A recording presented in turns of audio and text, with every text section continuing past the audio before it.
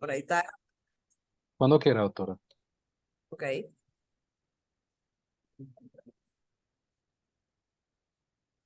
Buenas tardes a todos mis estimados colegas y amigos presentes hoy en esta nueva sesión académica a la cual invitamos la Sociedad Médica conjuntamente con los pediatras de nuestra institución. Hoy vamos a hablar de un tema muy interesante que se llama pubertad precoz. De lo normal a lo precoz va a coordinar el doctor Isaac Hassan y bueno, él presentará a los expositores panelistas que vamos a tener en esta tarde. Bienvenido, Isaac.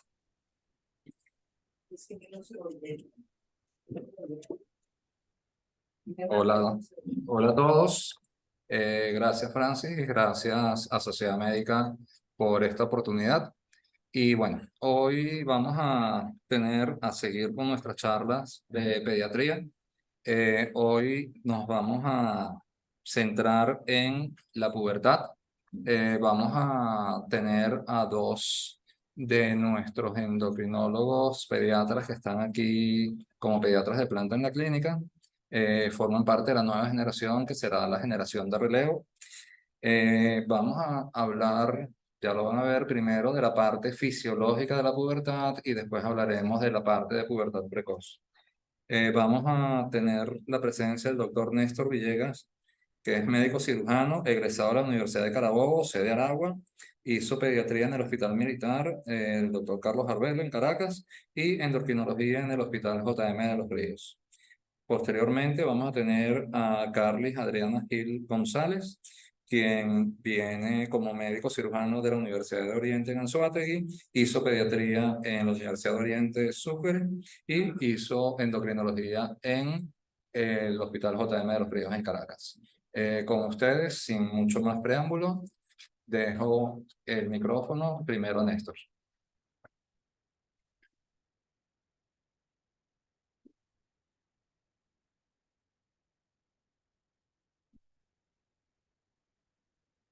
Muy bien, buenos días a todos. Muchísimas gracias a la Sociedad Médica de la Policlínica Metropolitana y al doctor Isaac Hassan por esta invitación. Y bueno, como comentó el doctor y la doctora Francis, vamos a hablar con ustedes el día de hoy de lo que es la pubertad, de lo normal a lo precoz. Mi nombre es Néstor Villegas y también me estará acompañando mi compañera, colega y amiga Carlis Gil. Muy bien. Comenzando, antes de hablar de lo que es la pubertad como tal, tenemos que comentar de otros conceptos que también son importantes y se relacionan con lo que es la fisiología del eje hipotálamo hipófisis gonadal. En primer lugar tenemos lo que es la gonarquia, que es el aumento de la actividad del dicho eje, independientemente de la edad y ya sea fisiológico o patológico. En segundo lugar tenemos la adrenarquia, que es el aumento de la producción de los andrógenos por parte de la glándula suprarrenal. La telarquia, que es el inicio o la aparición del botón mamario. La pubarquia y la axilar, que es la primera aparición de vello púbico o axilar respectivamente, y la menarquia, que es la primera menstruación. Al hablar de la pubertad, tenemos que es el periodo en el cual ocurren aquellos cambios fisiológicos y morfológicos que marcan la diferencia entre la infancia y la adultez. Y tenemos 4 consecuencias de este desarrollo puberal, que es que el niño alcanza su capacidad reproductiva, se alcanza la maduración sexual completa, se alcanza el pico de masa ósea y la talla adulta final. La pubertad tiene una gran variabilidad en su inicio, duración y en la secuencia de los eventos entre individuos. Y estos están condicionados a su vez por lo que es el tiempo de maduración. Entonces tendremos a maduradores promedios, maduradores tempranos y maduradores tardíos. Todos estos considerándose no patológicos o fisiológicos. Es un proceso complejo en el que interviene no solamente la interacción del sistema nervioso central, el hipotálamo y núcleos suprahipotalámicos, con la interacción de la hipófisis, las gónadas y las glándulas suprarrenales. Y los cambios se producen de manera independiente a la edad cronológica. Principalmente se producen con mayor relación con lo que es la edad biológica o la maduración ósea. Ahora hablamos de la fisiología de la parte del eje hipotálamo hipófisis gonadal durante la vida.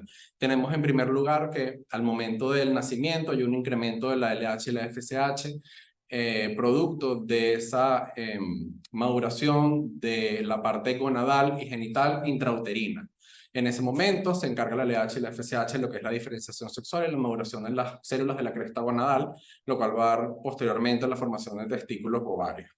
Ya posterior al nacimiento ocurre una segunda o una disminución progresiva de lo que es estas concentraciones de LH y FSH. Aun cuando estos niveles son elevados, se manifiesta en el neonato como mini pubertad y pudiendo tener desarrollo de la glándula mamaria en el caso de las niñas o los varones, por efectos de esta elevación de LH y FSH, en los primeros meses e incluso hasta el primer año de vida. Luego de esta mini pubertad ocurre una supresión del eje de GnRH y eje hipotálamo hipófisis gonadal se mantiene quiescente hasta más o menos la edad de entre los 6 y los 8 años, que se sobreviene por incremento de la leptina y el índice de masa corporal, la adrenarquia. La adrenarquia es la producción, como les mencioné, de andrógenos suprarrenales y marca, si se quiere, el preámbulo al inicio de la pubertad. Ya más o menos después de la edad de 9-10 años comienza nuevamente la reactivación de los pulsos de GnRH, lo cual lleva como consecuencia el incremento paulatino de pulsos de LH, FSH y la producción de los esteroides gonadales, ya sea estrógeno por parte de los ovarios o testosterona por parte de los testículos. Posteriormente, durante la vida reproductiva, tenemos aproximadamente hasta los 50-60 años, hay unas concentraciones más o menos estables de lo que son las gonadotrofinas, hasta que ocurre lo que es la senescencia gonadal, apareciendo posteriormente la menopausia o la andropausia.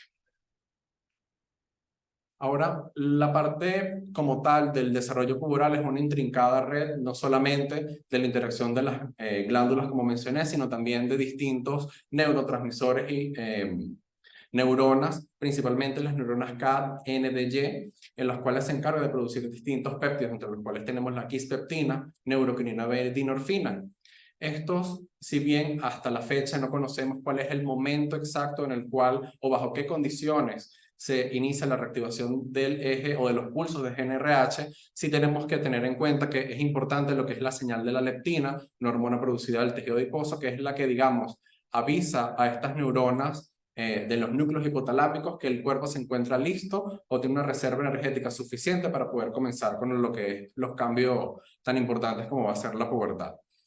Como había comentado, las quispeptinas, neuroquinina B y la dinorfina ejercen acción estimulante sobre lo que es las neuronas productoras de GnRH a nivel de los núcleos arcuato y supraópticos, en los cuales se genera la producción y la síntesis de la GnRH en forma de pulsos, las cuales estimulan lo que es el lóbulo anterior de la hipófisis para que se dé la secreción de LH y de FSH, la cual en última instancia va a estimular a los testículos para la producción de testosterona o los ovarios para la producción de estrógeno y progesterona. Y estos son los que van a estar encargados de lo que es la aparición y progresión de los caracteres sexuales secundarios. Ahora, la maduración sexual, ¿cómo podemos evaluarla desde el punto de vista clínico? Bien conocida la escala de Tanner, que se da por la inspección de la glándula mamaria, genitales y vello púbico, descrita por Tanner y Whitehouse en 1948, recordando que ellos fueron asesores del Estudio Nacional de Crecimiento y Desarrollo Humano, es decir, Proyecto Venezuela, y el orquidómetro de Prader en el caso de los varones para la evaluación del volumen testicular. Él fue inventado en el año 1966 por el endocrinólogo pediatra suizo Andrea Prader en la Universidad de Zurich. Cuando describimos lo que es la escala de Tanner, tenemos que desde el punto de vista de las niñas, tenemos 5 estadios, en lo cual va desde el estadio 1 a prepuberal al estadio 5, que ya es la configuración adulta. El inicio de la pubertad de las niñas se marca por el estadio Tanner 2 de glándula mamaria, en el cual se da por el desarrollo o aparición del botón mamario. El estadio número 3 es cuando inicia el crecimiento de la mama y se mantiene la areola al mismo nivel de la misma. Y el estadio 4, cuando hay una protrusión del complejo areola-pezón por encima de la mama, dando el aspecto de doble montículo.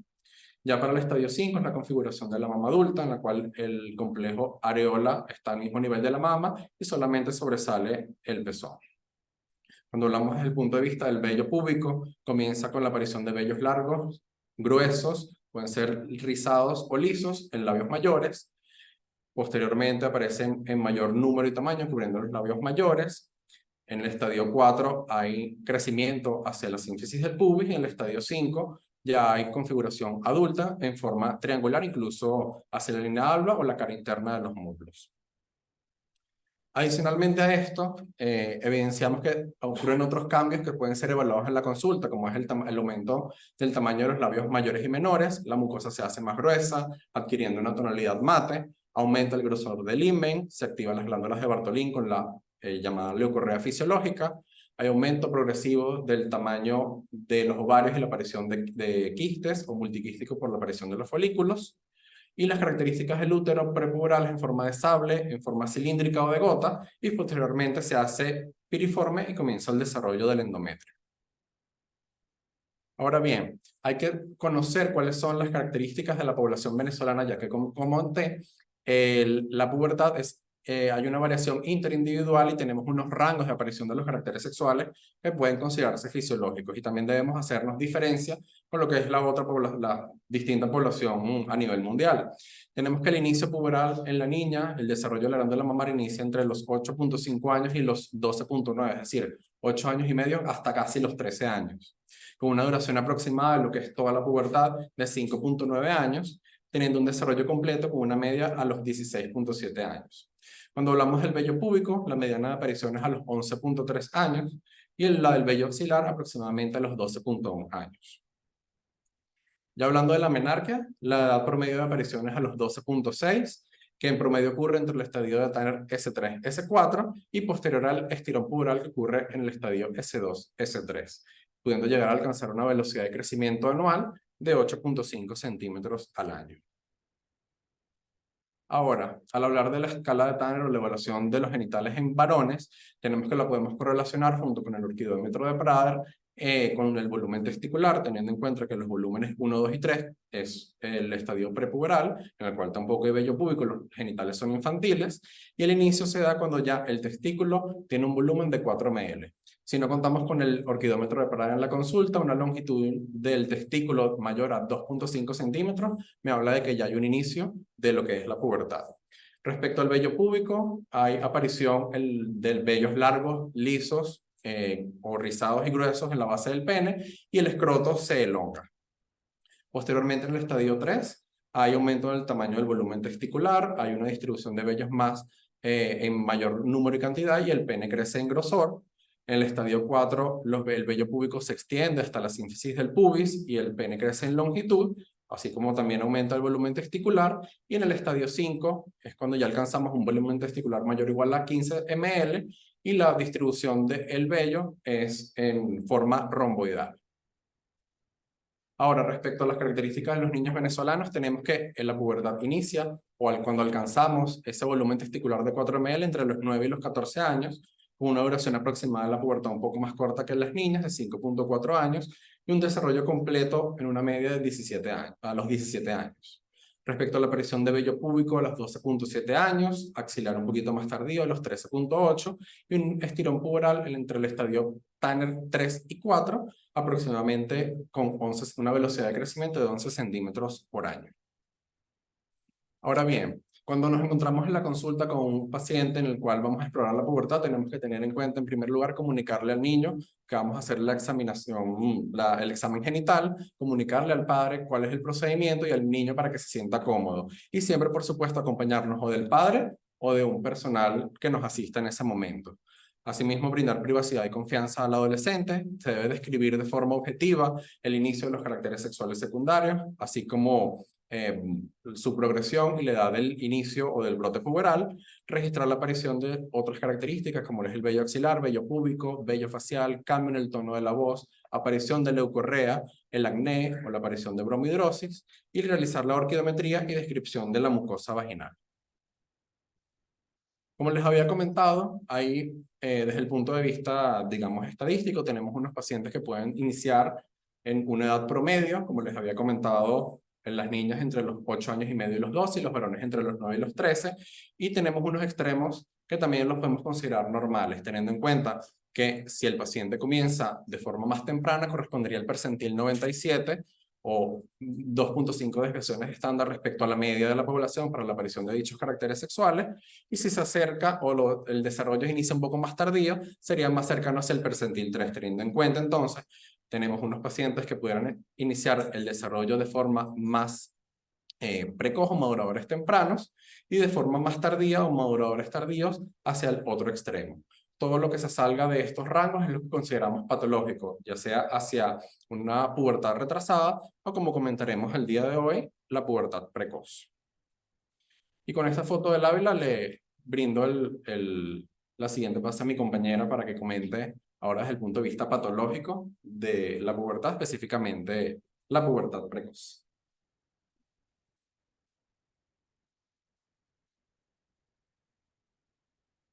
Primero que nada, buenas tardes y reiterar las gracias a la Sociedad Médica de la Policlínica Metropolitana por la invitación. Vamos a hablar ahora, ya que conocemos o recordamos lo fisiológico, vamos a hablar sobre lo precoz, ¿ok? Recordando y haciendo énfasis en que la pubertad precoz se caracteriza por la aparición de caracteres sexuales secundarios a una edad que es no fisiológica o menor a 2.5 desviaciones estándar antes que la edad de referencia. Se debe tomar en cuenta que estos caracteres sexuales secundarios, dentro de los más tomados en cuenta para determinar una pubertad precoz, es la aparición del botón mamario en las niñas antes de los 8 años de edad y en los varones antes de los 9 años. Como bien lo comentó mi compañero Néstor, la pubertad está definida por un mecanismo fisiológico que es bien conocido, por activación del eje hipotálamo hipófisis gónada. En el momento que queremos diferenciar el origen de la pubertad, debemos tomar en cuenta si hay activación o no de este eje hipotálamo hipófisis para hacer la diferenciación entre los tipos de pubertad. Hablemos un poquito de las consecuencias que pueden tener nuestros pacientes si inician o desarrollan una pubertad precoz. Dentro de las mayores consecuencias tenemos un mayor riesgo de obesidad, diabetes mellitus, hipertensión, cardiopatía isquémica y cáncer. Además de eso, y es una de las cosas más importantes, es que presentan aceleración del crecimiento y de maduración ósea. Esto relacionado con esos picos de estradiol que se producen en el proceso de pubertad precoz. Además de eso, al haber un cierre prematuro o un cierre temprano de los núcleos de crecimiento, va a haber un compromiso de la talla adulta final. Y además de eso, por influjo de estradiol en edades tempranas, cuando llegamos a la edad adulta, va a haber una disminución de la densidad mineral ósea.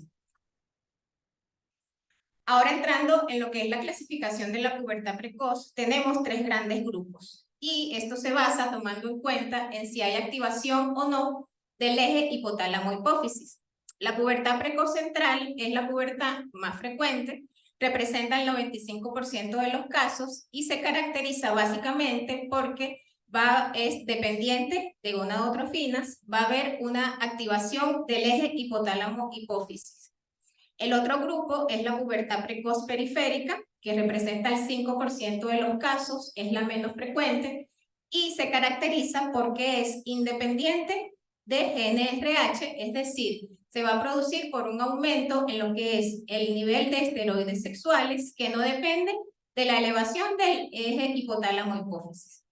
Y además de eso, hay un tipo de pubertad que denominamos pubertad precoz mixta, que se basa en que cuando hay elevación de esteroides sexuales y hay un estímulo continuo sobre el eje hipotálamo-hipófisis, esto va a hacer que haya una producción elevada de LH y FSH y por tanto se desencadene lo que es la pubertad precoz.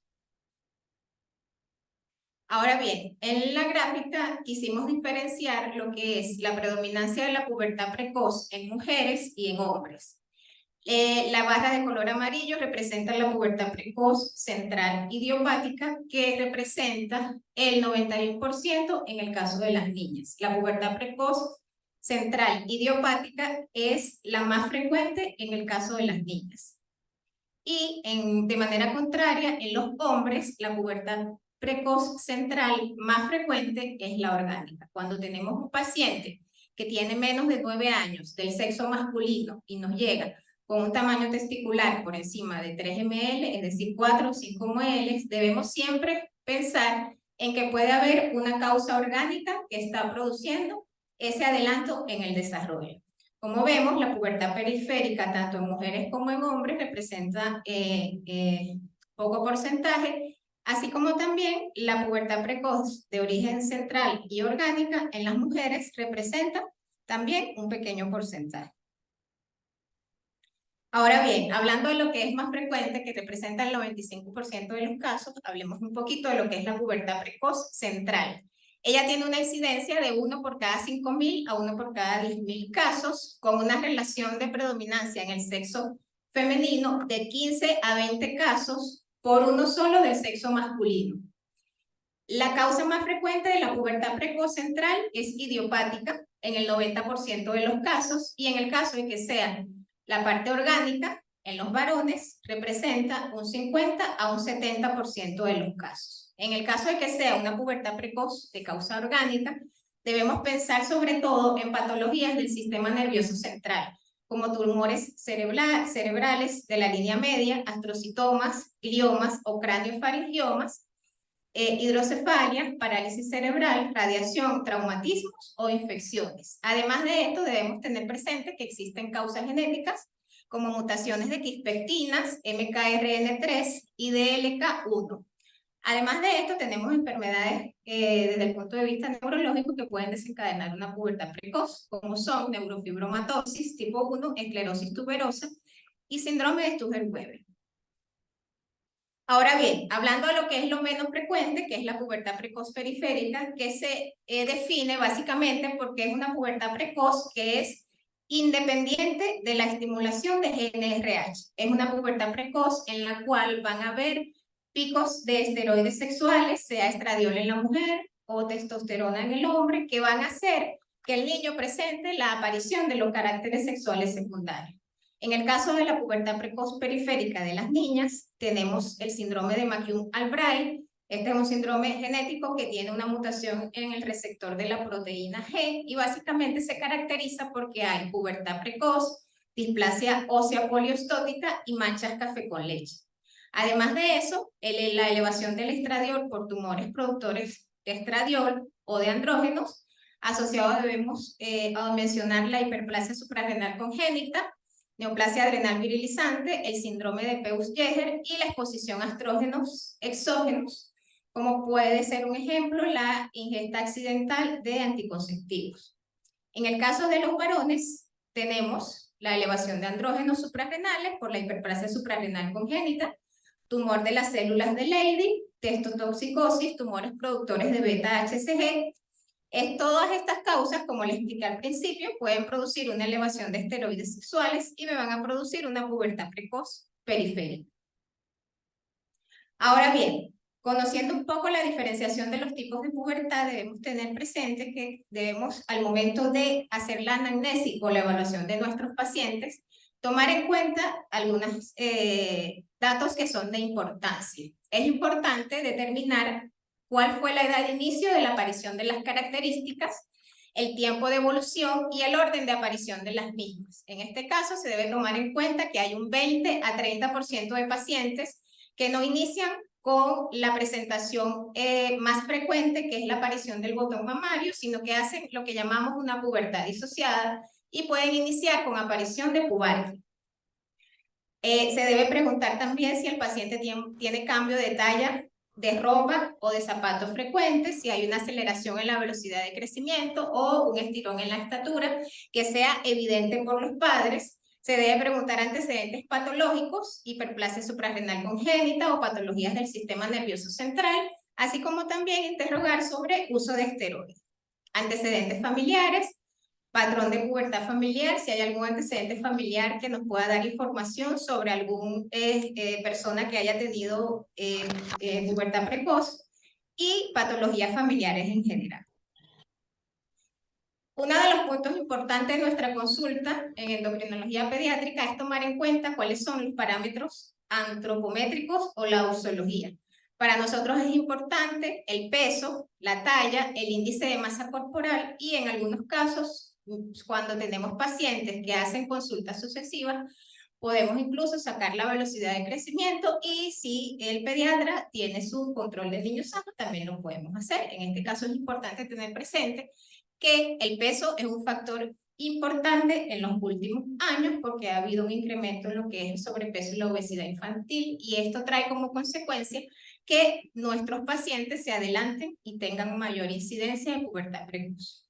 Es importante tomar en cuenta el examen físico, debemos determinar en qué estadio puberal están nuestros pacientes y además de eso debemos determinar si el paciente presenta algún tipo de síntomas relacionados con virilización, manchas en la piel o algún otro tipo de síntomas que nos pueda orientar a determinar otro tipo de causas.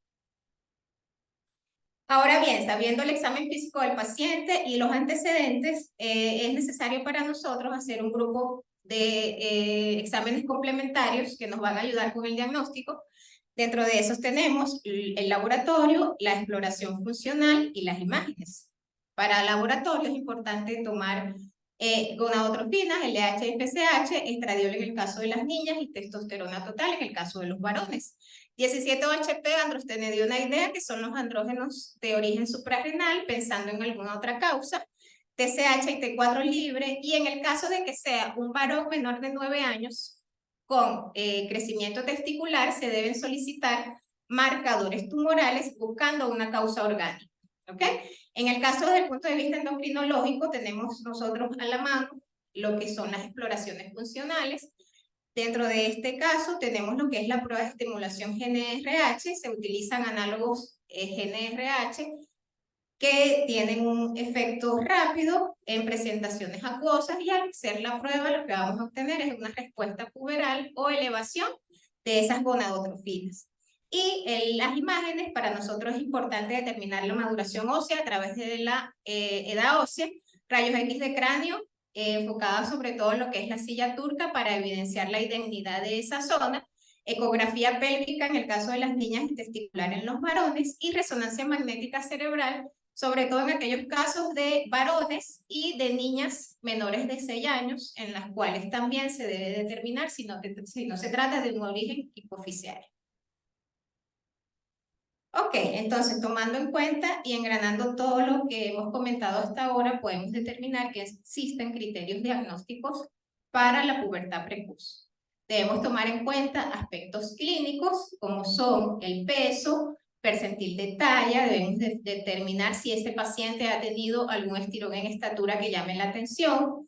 Asociado a eso, en el laboratorio vamos a evidenciar gonadotropinas y esteroides sexuales que van a estar elevados para la edad.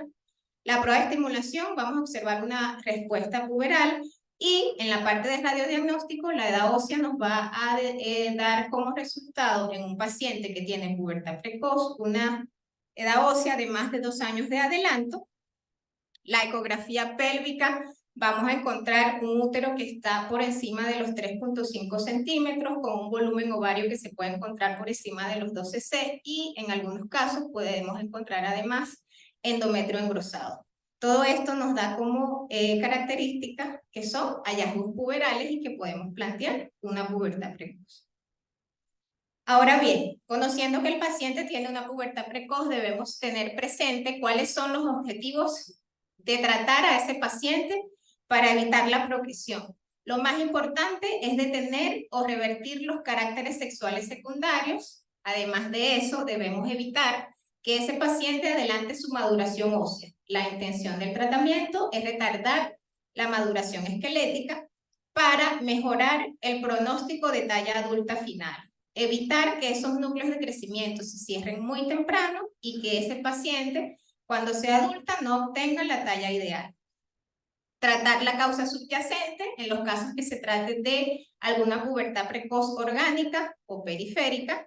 Importantísimo mejorar la esfera psicosocial. Hay algunos pacientes que no tienen la madurez que se necesita para manejar esta parte de desarrollo precoz. Y en el futuro disminuir el riesgo de cáncer de mama asociado a menarquia temprana. Hablemos un poquito de lo que es el tratamiento. ¿En qué se basa el tratamiento de una pubertad precoz cuando es central? Es decir, hay activación de las gonadotrofinas. ¿Qué hacemos nosotros? Colocamos análogos de la hormona liberadora de gonadotrofina. ¿Cuál es el mecanismo de acción?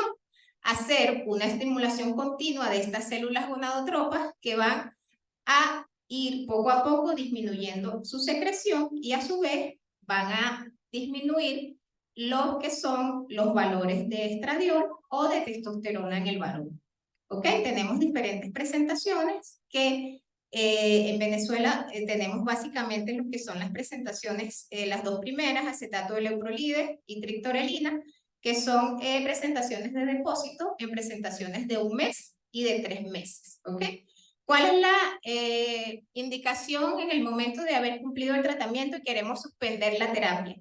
Debemos suspender la terapia en el momento que logremos una sincronización de la pubertad de ese paciente con sus pares. Una edad cronológica de 11 años se describe a nivel de la literatura que es importante omitir el tratamiento cuando las pacientes tienen una edad ósea de 12 a 12.5 años y cuando los varones tienen una edad ósea de 13 a 13.5 años. En caso de, incluso hay algunos casos en los cuales se puede omitir el tratamiento por deseo del paciente y de sus padres en acuerdo con el médico.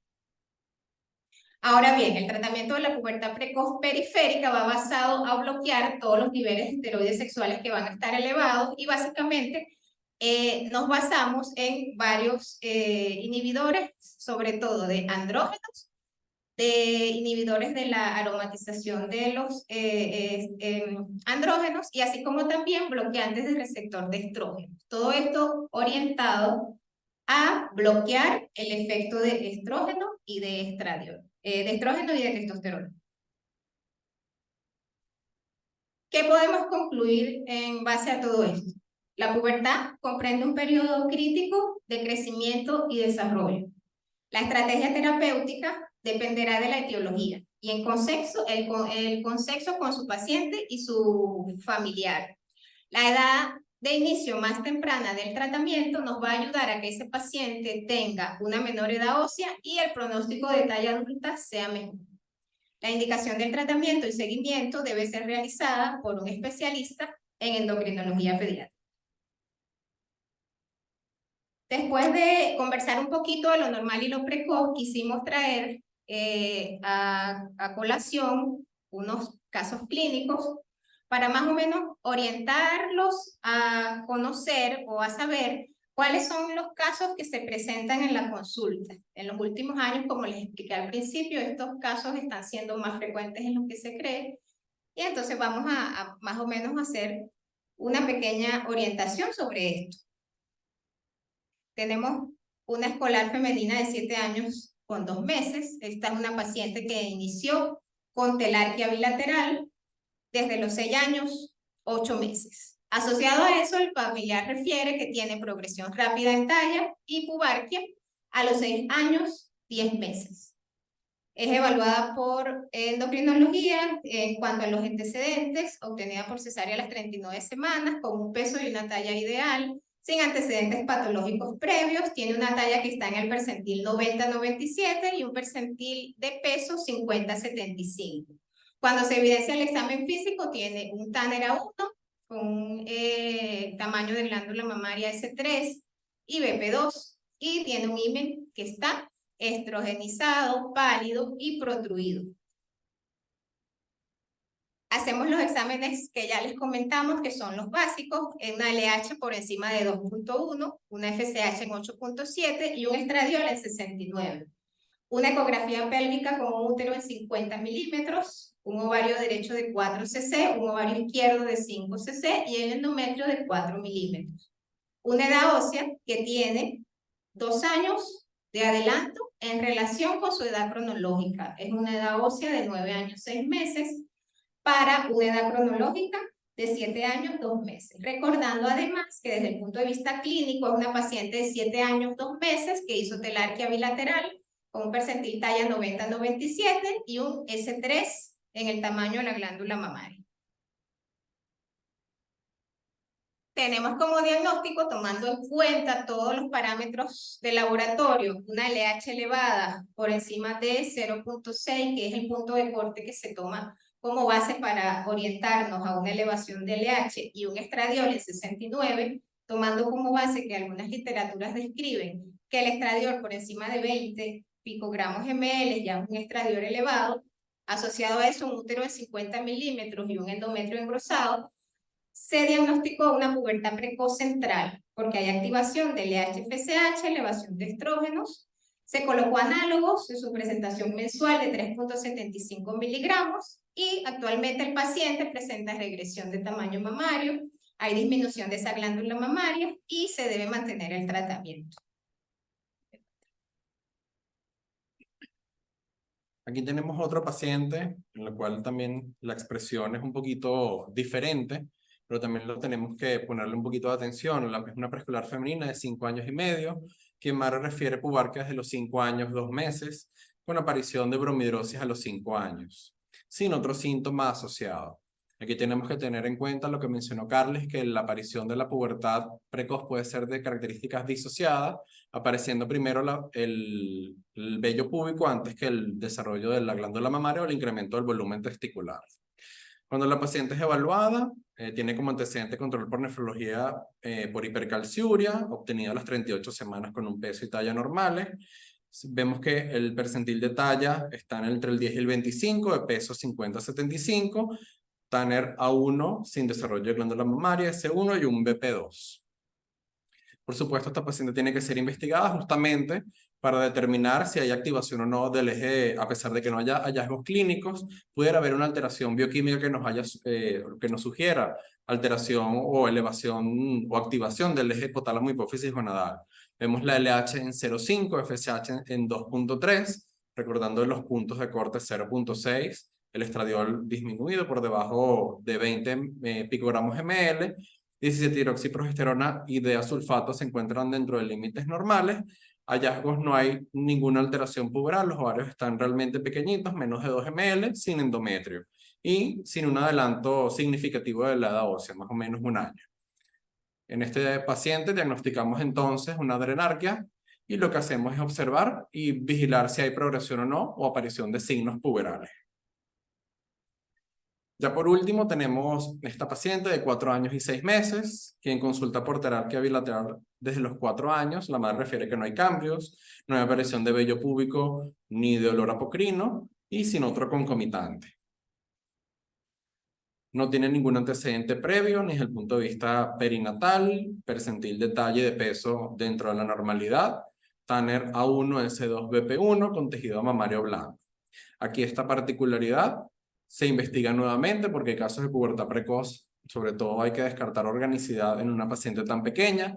Se le solicitan las gonadotrofinas y el estradiol que están dentro de límites normales, igualmente con un útero pequeño, menos de 40 milímetros, con ovarios menos de 2 cc cada uno, sin endometrio y sin un adelanto de la edad ósea significativo. En esta paciente, en vista de los hallazgos clínicos y bioquímicos, es una telarquía aislada, igualito el tratamiento se mantiene en observación y se vigila si hay progresión de la telarquia o aparición de otros signos puberales. Muchísimas gracias por su atención el día de hoy. Espero sea de provecho.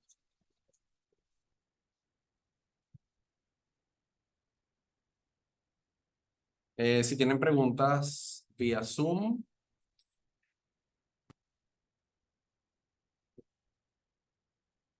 O en el público, por supuesto.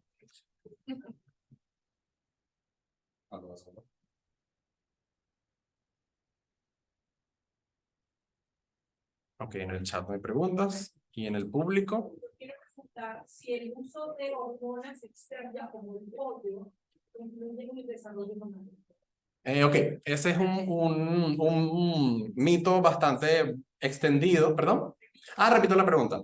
La doctora pregunta si el uso de hormonas externas, sobre todo la del pollo, favorecen lo que es la aparición de los caracteres sexuales secundarios. Y la respuesta es que no, este es un mito bien distribuido en lo que es de la población. Los tipos de hormonas que utilizan el pollo para el crecimiento no se unen al receptor en los seres humanos.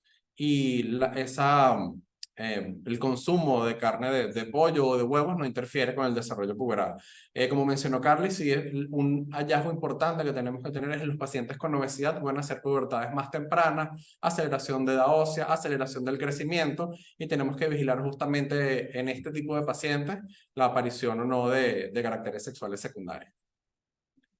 Bueno, yo quiero hacer un comentario igual con ese tema. ¿Alguna vez? ¿Alguna vez un paciente mío tenía edad y demás? Yo se me convencía a los padres que eso era por el polvo, el papá sobre una cacanada, incluso yo tengo un tipo que tiene una pollera impresionante, y me dijo, ya, te voy a poner algo. Llamó al encargado de dejar los pollos y le dijo, dime qué hacemos nosotros con la comida de los pollos. Y bueno, entonces, pero me preguntó, ¿se usa hormonas? Me dijo, en Venezuela, si le vamos a dar hormonas a los pollos, le pueden salir 10 veces más de lo bueno. Aquí no se usa pollo para la alimentación. Bueno, puede ser, pero igual no se lo. Una pregunta mía. Si hay varias presentaciones que están bien emocionadas, ¿a qué edad nosotros los pediatras deberíamos, si tenemos pacientes con cualquiera de estas cosas, una terapia o vemos que súbitamente a los 6 o 7 años hay un pico en la talla con, no como presente características sexuales, porque ya sería mucho más, pero de repente hay telarquia o algo, ¿se justifica entonces pedir todos estos exámenes y referirlo al endocrino o seguimos la observación nosotros antes de referirlo? Sí, sería ideal la referencia porque hay pacientes que a pesar de que no hacen una sintomatología florida, como es en la pubarquia, como es el estirón de talla, solamente hacen telarquia. En esos casos que los pacientes solo hacen telarquia, nos hemos dado sorpresa con que cuando hacemos el eco pélvico tenemos un útero que está agrandado, un endometrio que ya está grueso, ¿ok? Entonces, en todo paciente que sea menos de 8 años, que tengan con una telarquia, sí, y que tenga posiblemente algún estirón en estatura, siempre es ideal referir porque debemos descartar. Podemos hacer los exámenes, podemos decir que todo está bien en el momento de la primera consulta, incluso si usted se los pide y llega al paciente con los exámenes, pero siempre es mejor descartar para evitar una progresión rápida. En algunos casos he tenido pacientes que me llegan, como usted lo comenta, con una telarquia, sin muchos síntomas asociados, hago el eco pélvico, hago las gonadotrofinas y todo está normal, y el paciente regresa en 5 meses, doctora, ya le crecieron los senos y ya no sé qué hacer. Cuando hacemos nuevamente el eco pélvico ya hay una progresión que probablemente se ha adelantado un poquito. Entonces hemos tenido pacientes que en un momento están normales, sin ninguna alteración, pero que hay momentos en que presentan un adelanto bastante rápido en esa progresión de signos, sobre todo de tamaño uterino. La doctora Erika Ponte pregunta si existe diferencia entre pubertad temprana y pubertad precoz. Sí, principalmente la diferencia, buenas tardes, doctora Ponte. Principalmente la diferencia entre la pubertad precoz y temprana es la edad de aparición. La temprana es ese, digamos, periodo gris en el cual está posterior a los 8 años, pero antes de los 8 años y medio. Muchas veces en los pacientes con pubertad temprana, dependiendo de los hallazgos desde el punto de vista de los paraclínicos, del ecosonograma pélvico en las niñas, de si hay aparición de pubarquia o si hay un poquito de adelanto de la edad ósea que me comprometa la predicción de talla adulta final, pudiéramos tratar ciertos casos de pubertad temprana, pero generalmente los mantenemos en observación para ver cuál es el tempo de maduración y el ritmo de maduración de estos pacientes. Entonces, recordando, pubertad precoz, aparición de telarquia antes de los 8 años en las niñas, o aumento del volumen testicular antes de los 9 años en los varones. Ahí lo que quiero rescatar sobre todo de la consulta en el varón es que como no se acostumbra a tener el orquidómetro en la consulta, siempre es importante evaluar la parte testicular, porque el paciente o los padres de los hijos varones consultan cuando el paciente ya presenta vello púbico y es lo que les llama la atención. Y el vello púbico puede aparecer entre tan corto como 6 meses desde el inicio o del aumento del volumen testicular hasta 1 año y medio. Entonces, si un paciente que inició con el aumento del volumen testicular a los 7 años, ya perdió 1 año y medio de tratamiento porque apareció el vello púbico después. Entonces siempre el pediatra es el que tiene que estar un poquito más pendiente de eso. Y que hay muchos casos que nos llegan ya con el testículo en 25 ml y es porque en algunos casos los pacientes son como los varones, que es la parte testicular. Les da pena que la mamá los vea Entonces la mamá no se da cuenta que hay una evolución en el crecimiento testicular y ya cuando llegan ya son niños de ¿qué? 8 años, 7 años y ya tienen una pubertad precoz completa que ya compromete lo que es la parte futura de su talla adulta final. El tema, por primera vez, para la situación Gracias. de Marilyn, que es un tema interesante y que tiene que regular. Hay un tema con la consulta, que es que muchos pediatras por tema de pudor o de mancha o ahorita con todo el desastre de que no se puede estar examinando a nadie sin consentimiento, etcétera, obvian el examen ginecológico o de la parte genital. Entonces creo que es importante que todos sepamos que eso es algo que se tiene que hacer. Por supuesto, con la mamá adelante y si no, enfermera para evitar que pase. Francis. Primero quiero felicitarlos por las excelentes Gracias. conferencias muy interesantes. Yo hago ya pediatría, pediatra. Pero sí, quería hacer una consulta porque es que me llega con mucha frecuencia. Que sé yo tengo un caso más fuerte, es que utilizan mucho los esteroides sistémicos para el tratamiento de infecciones respiratorias agudas o agudas. Recientemente recibí una niña de 5 o 6 años que había recibido esteroides de ibuprofeno durante un año. Cambió de la mamá se preocupaba por eso, cambió de pediatra 3 veces, pero los 3 pediatras seguían explicándole esteroides. Hasta que consigo uno que es mira, a veces tuvo otro mismo para ver qué tiene, mira, que tenía una condición severa de nivel superior, obviamente no mejoraba ni con los tratadores ni con nada. La niña, o sea, yo lo reviso la parte genital de eso, pero ya la niña tenía estrías, una cosa de terror, yo no sé cuánto la tenía un pediatra, pero sí quería preguntarle a ustedes, en estos casos es posible que haya recibido tantos esteroides y que no tiene cambio en un lado que pudiera revertirse esa situación. Esa es la primera pregunta. Si me responden esa, pues hago la segunda. Bueno, en ese caso ya con tratamiento prolongado de esteroides sistémicos ya se plantea también que hay asociado un síndrome de Cushing, ¿no? Sobre todo por las estrías y todo eso que usted comenta que tiene. Los esteroides desde el punto de vista exógenos, endovenosos y a altas dosis durante mucho tiempo tienen la desventaja que adelantan mucho la maduración ósea. Adelantan la maduración ósea y probablemente ese paciente, si hizo sintomatología de síndrome de Cushing, que es más que todo por su presión suprarrenal, probablemente hacemos una edad ósea y está adelantada esa edad ósea. ¿Okay? No la va a predisponer probablemente a que haga un desarrollo precoz, pero ya tiene una desventaja o un punto en su contra, que es que la maduración ósea está muy acelerada. La niña ya estaba también con eso. Correcto, eso también, el síndrome de Cushing viene englobado eso, obesidad troncular, las estrías, incluso hipertensión, pues sí, se ponen rojitos en las mejillas.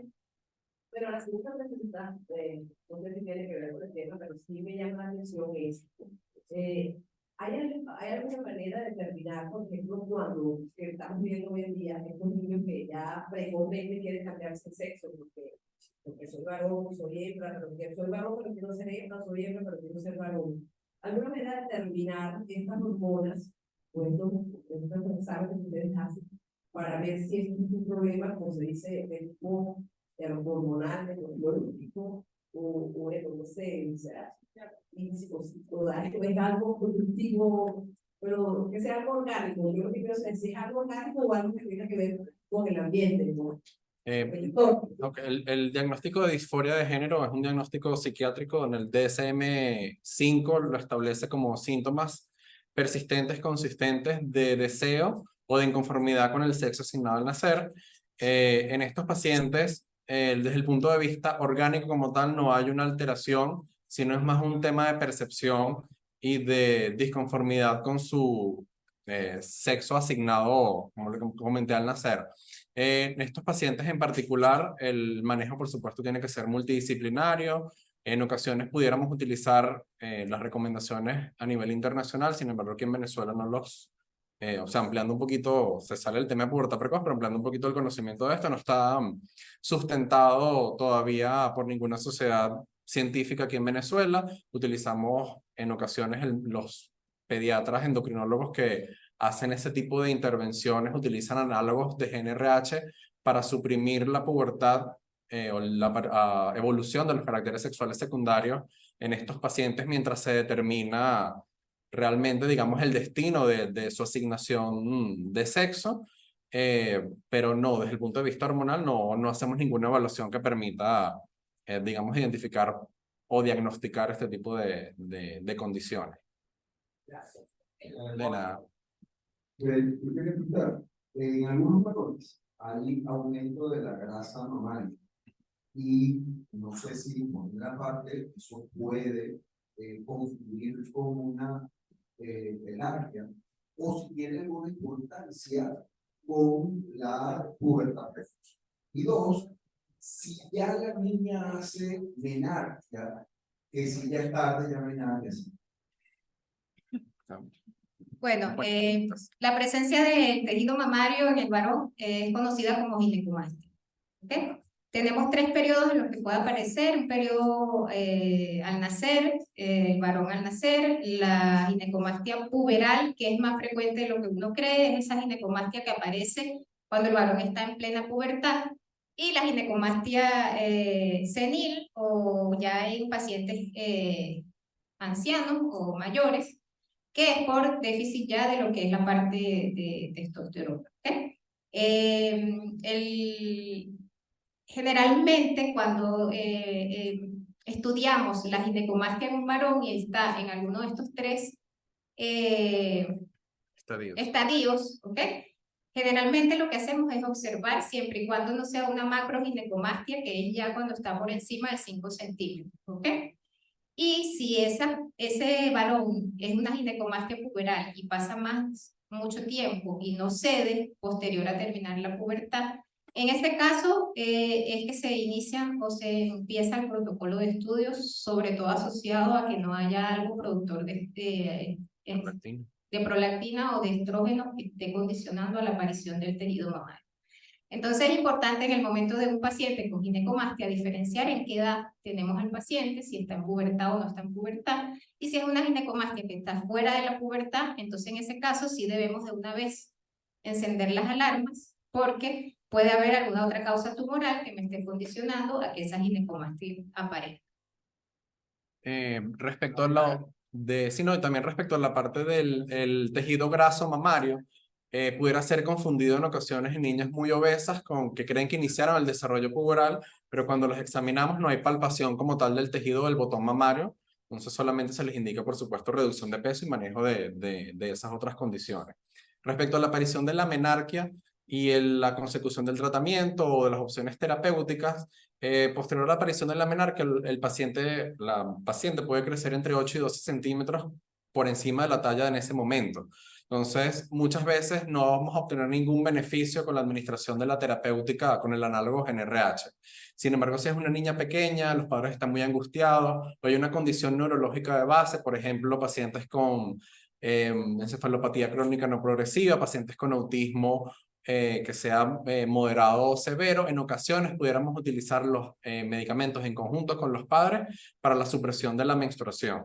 Sin embargo, esta es una indicación que está off-label, es solamente en consenso con padres y con el paciente también, porque realmente desde el punto de vista de beneficio de una paciente que la vamos a administrar desde el punto de vista intramuscular todos los meses, que le va a generar disconfort y realmente no vamos a obtener ningún beneficio, sobre todo en la obtención de la talla, se puede manejar desde el punto de vista psicológico y con acompañamiento la aparición de la menstruación a edades un poquito más tempranas. Hay unos que prefieren dejarlo así, hay otros que prefieren colocarles tratamiento. La doctora Daniela nos pregunta en el médico de determinación de hormonas escrotosas. Si una paciente tiene botón mamario de edad ósea moderna y no hay aceleración de la curva de crecimiento, pregunta, ¿es necesario el laboratorio de hipocalímico? Preferiblemente, depende de la experiencia y de si tenemos chance de observar al paciente o no. Si es yo en particular, yo generalmente no solicito las hormonas, pero sí solicito el ecosonograma pélvico y la edad ósea para determinar si hay un real adelanto o no.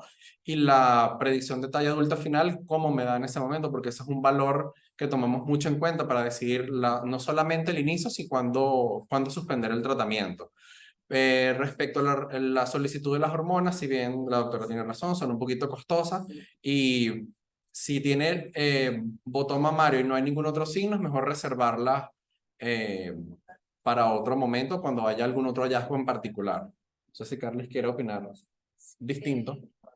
Yo estoy de acuerdo con Néstor. Si es una paciente de 7 años con botón mamario y no tiene asociado ninguna otra cosa, una edad ósea acorde, generalmente se dejan un poco de lado las hormonas y se solicita ecopélvico porque es básicamente lo que nos interesa saber si hay un crecimiento de útero o de línea endometrial. Pero si llegado el momento es necesario, sí se debe solicitar si hay progresión de algún otro signo que llame la atención. Sí, Fabián. Pusiste aquí la de los niños venezolanos del desarrollo. La referencia que estaba puesta es una referencia de 1974. Mi experiencia, porque tuvimos patrones, esta generación se está desarrollando mucho más temprano que el relevo. O sea, la gran mayoría de las niñas actuales, alrededor de los 10, 11 años, ya tienen su menarquia, y los varones alrededor de los 13 años, ya también están usando. Ellos no sé si hay alguna explicación para esto, yo digo que si la mejoría de la alimentación, etc. Supongo que el sedentarismo también influye, pero no sé si eso es lo que ustedes dentro tienen esta consulta y si hay alguna otra explicación para la experiencia. Bueno, posterior a la pandemia, hubo, digamos, varias opiniones a nivel mundial desde el punto de vista de la pubertad, porque a nivel mundial muchos endocrinólogos pediatras se dieron cuenta de que estaban consultando más pacientes por pubertad precoz. Entonces, si es realmente un aumento de la incidencia, entonces hay varias hipótesis respecto a esto. Una es que estamos más tiempo en confinamiento y los padres estaban más alerta a la aparición de caracteres sexuales secundarios.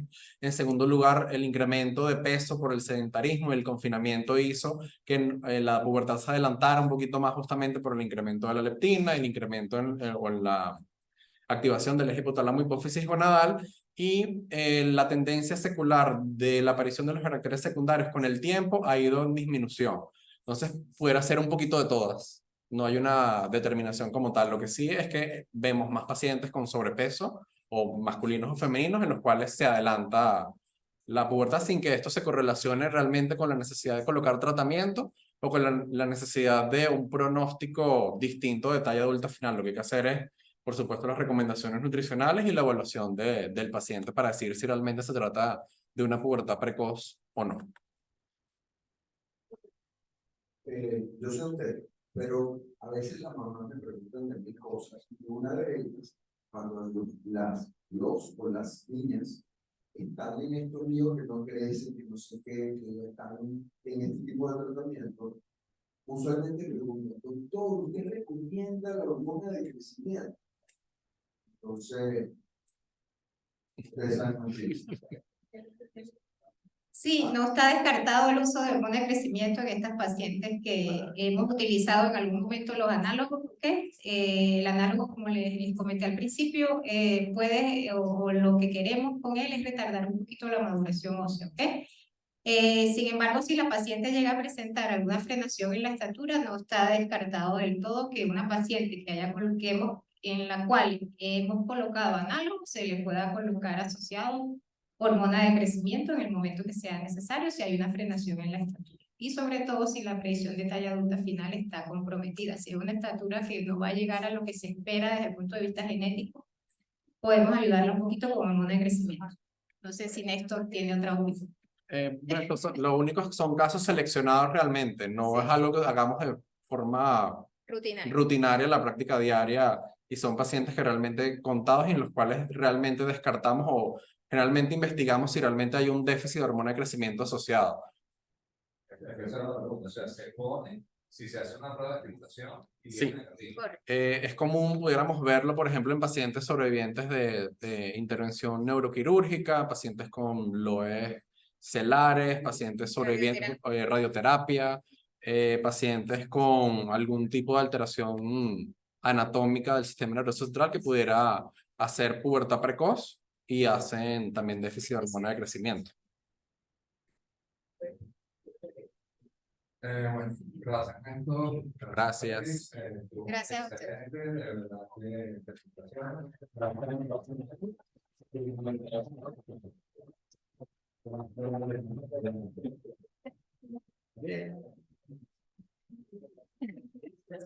Gracias. Gracias.